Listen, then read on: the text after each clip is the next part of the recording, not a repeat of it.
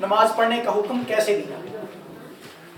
پورے قرآن مجید میں الحمد سے لے کر والناس تک، پورے قرآن مجید میں الحمد سے لے کر والناس تک اللہ تعالیٰ نے جہاں کہیں بھی نماز پڑھنے کا حکم دیا تو ان لفظوں سے حکم دیا۔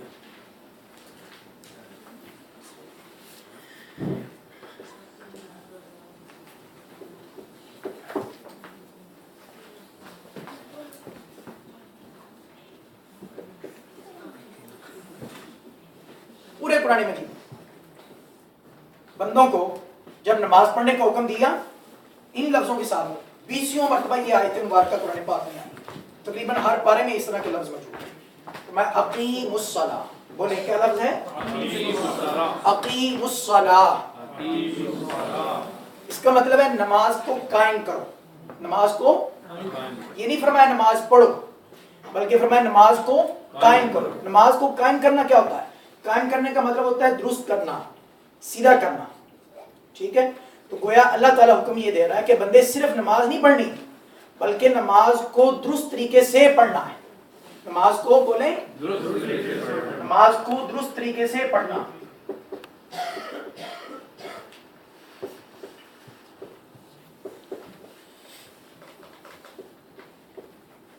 یہ اقامت، اس کو ہم عنوان دے دیتے ہیں اقامت صلاح۔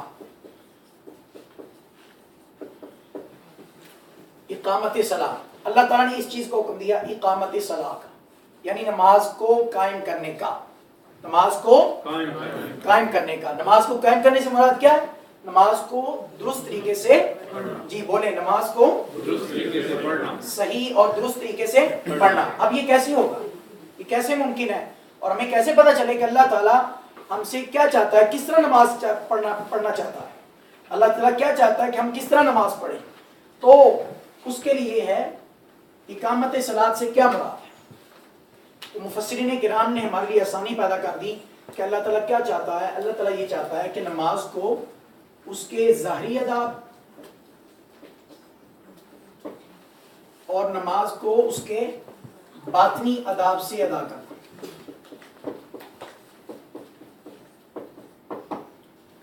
بولے، نماز کو اس کے ظاہری آداب اور باطنی آداب۔ آداب جو ہے یہ ادب کی جمع ہے۔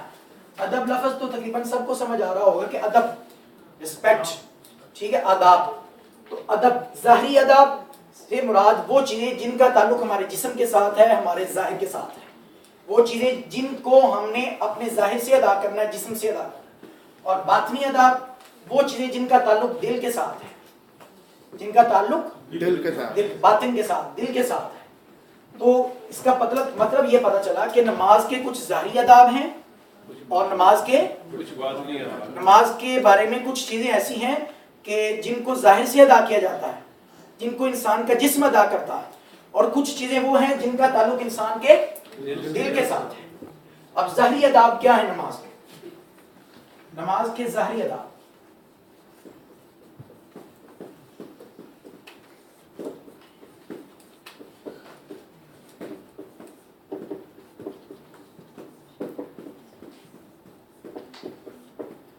نماز کے ظاہری آداب ہیں نماز کو اس کی شرائط، فرائض، واجبات، سنن اور مستحبات کے ساتھ ادا کرنا۔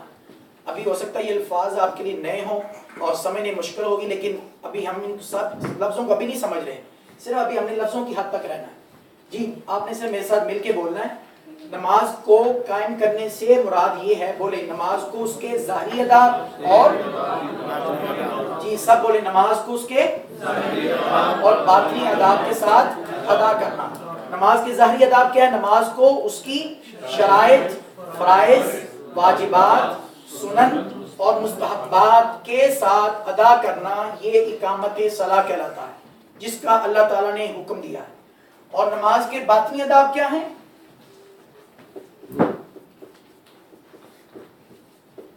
تکبر اور ریا کا نہ ہونا۔ بندہ نماز پڑھ رہا ہے تو دل میں تکبر نہ ہو، بلکہ عاجزی ہو، انکساری ہو اور تواضع کی کیفیت ہو۔ ریا کا مطلب دکھلاوا، کسی کو دکھلانے کے لیے نماز نہ پڑھے، اس لیے نماز نہ پڑھے کہ لوگ مجھے نمازی سمجھیں، لوگ مجھے متقی سمجھیں، لوگ مجھے پرہیزگار سمجھے، نیک سمجھے، اس لیے نماز نہ پڑھے بلکہ اللہ کی رضا کے لیے، اپنے مولا کو راضی کرنے کے لیے نماز پڑھے، یہ نماز کے باطنی آداب ہے۔ اب میرا سوال یہ ہے آپ سب سے، اگر ہمیں نماز کی شرائط کا علم نہ ہو، فرائض، واجبات اور نماز کی سنتوں کا اور مستحبات کا علم نہ ہو، تو کیا ہم اس طرح نماز پڑھ سکتے ہیں جس طرح اللہ تعالیٰ نے نماز پڑھنے کا حکم دیا؟ بولیں گویا اگر رب کی نماز پڑھنی ہے تو حق یہی ہے کہ رب کی مرضی کے مطابق نماز پڑھی جائے۔ اب رب کی مرضی تو یہ ہے کہ اقیم الصلاۃ، نماز کو قائم کرو، صحیح طریقے سے پڑھو، درست طریقے سے پڑھو۔ اور نماز کا درست طریقہ کیا ہے کہ نماز کو بولیں اس کے ظاہری ادا، اور سب کی آواز نہیں ہے آج جی، نماز کو اس کے ابھی بھی سب کی آواز نہیں آئی، سارے بولیں گے جی، نماز کو اس کے جی، ادھر سے آواز نہیں آ رہی، خواتین بھی بولیں گی جی، نماز کو اس کے ساتھ ادا کرنا، یہ کیا کہلاتا ہے؟ نماز کو قائم کرنا۔ جی، ظاہری اداب سے کیا مراد ہے؟ بولیں، نماز کو اس کی اور مستحبات کے ساتھ ادا کرنا۔ جی سب بولیں، نماز کو اس کی اور مستحبات کے ساتھ ادا کرنا۔ اور باطنی اداب کیا ہے؟ دل میں تکبر اور ریا کا نہ ہونا۔ ٹھیک ہے جی، اس کے بعد ہم آج باقاعدہ آغاز کرتے ہیں شرائط سے۔ یہ ساری چیزیں آپ کو بتائی جائیں گی، سمجھائی جائیں گی، اس لیے پریشان نہیں ہونا، آپ نے گھبرانا نہیں ہے کہ یہ شرائط کیا ہوتا ہے، یہ فرائض کیا ہوتا ہے، یہ واجبات کیا ہوتا ہے۔ انشاءاللہ العزیز سٹیپ بائی سٹیپ، آہستہ آہستہ ہم ان ساری چیزوں کو ترتیب سے سمجھیں گے۔ ٹھیک ہے کہ شرائط کیا ہے، پہلے ہم اس کا معنی سمجھیں گے کہ نماز کی شرائط سے مراد کیا ہے، پھر نماز کے فرائض سے کیا مراد ہے اور وہ کون کون سی چیزیں ہیں، اور نماز کے واجبات سے کیا مراد ہے، نماز کی سنت کی جمع ہے، سنتوں سے کیا مراد ہے، اور نماز کے مستحبات سے کیا مراد ہے، اور وہ کون کون سی چیزیں ہیں۔